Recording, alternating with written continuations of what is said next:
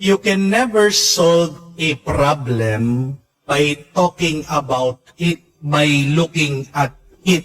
You can only solve a problem by looking for solutions. Amen? Napakasimpleng prinsipyo, hindi po ba? Paano magkakaroon ng kasagutan ang problema mo sa buhay? Hindi sa pamamagitan ng palaging pagsasalita, pagsasabi ng problemang yan.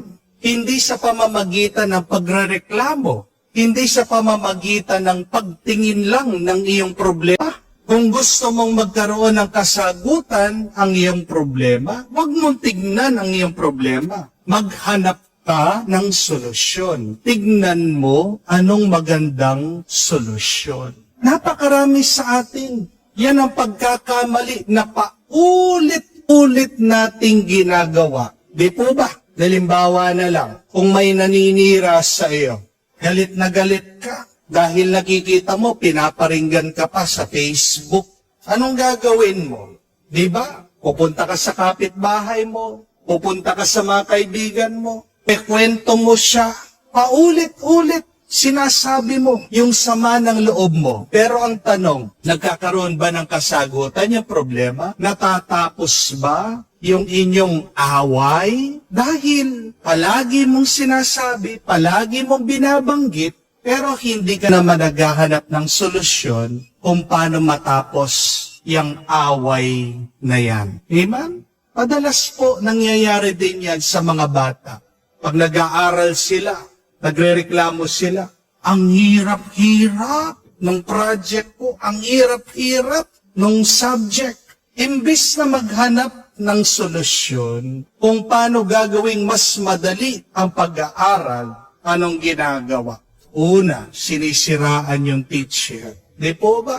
Palagi, nagrereklamo. Kaya, imbis na matapos, bumabagsak.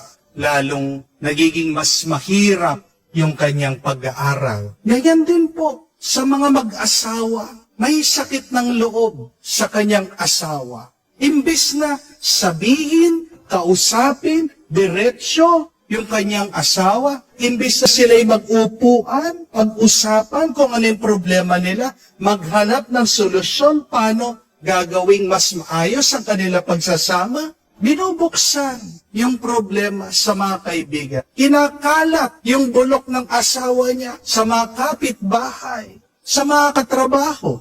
Nagkakaroon ba ng sagot yung kanilang relasyon na nasisira? Ang kanilang relasyon na may lamat?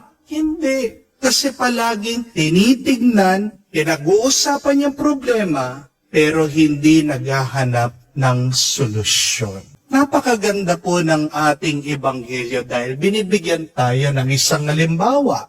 May problema. Anong problema na sinabi ng ating Panginoon? May nawala, nawalang tupa, nawalang barya.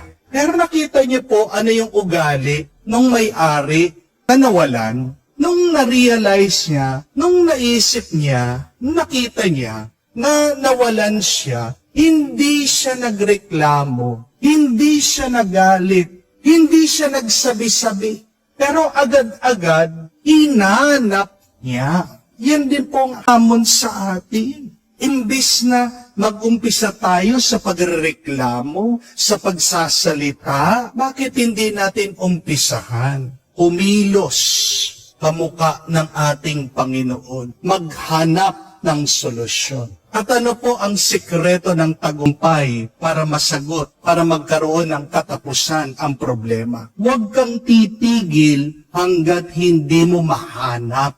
Yun yung narinig din natin sa Ebanghelyo. Hindi daw tumigil hanggat hindi nahanap yung tupa na nawawala. Hindi tumigil hanggat hindi nakita yung nawawalang barya. Nagwalis, nag-ayos sa kanyang bahay. Yan din yung isang problema na napakarami sa atin. Hindi lang yung palaging nagsasalita, nagrereklamo, pero agad sumusuko, agad tumitigil. Paano ka magtatagumpay dyan sa iyong problema? Paano magkakaroon ng kasagutan dyan sa iyong suliranin? Kung agad-agad kang sumusuko at tumitigil. Ito din po ang gusto kong maalaala nyo at tandaan nyo. Oo, alam ko po, ang hirap magharap ng solusyon. Pero, mahirap maghanap kung ikaw ay nasa dilim. Amen?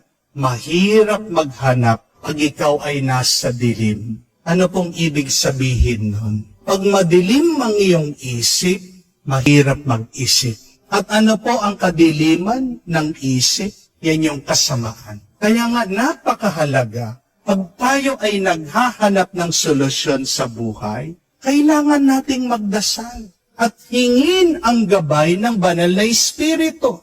At ano po ba ang banal na Espiritu? Diba ang larawan ng banal na Espiritu sa Biblia ay isa daw apoy na nasa taas ng ulo ng mga apostol.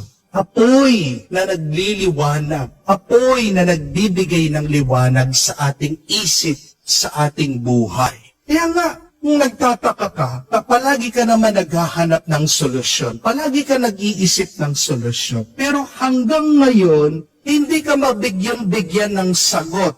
Kahit na paano mo isipin, di ka na makatulog, palagi mong inaalala, bakit walang lumalabas sa iyo? Ito ay dahil baka nasa dilim ka pa.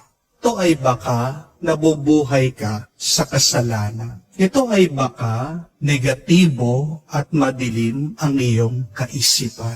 Kaya nga, unang-unang kailangan gawin bago ka maghanap ng solusyon sa iyong problema, sa iyong buhay, hingin mo ang grasya ng banal na Espiritu para sa pamamagitan nito, maging mas maliwanag sa iyo kung ano ang kailangan mong gawin para mabigyan ng kasagutan yang iyong problema.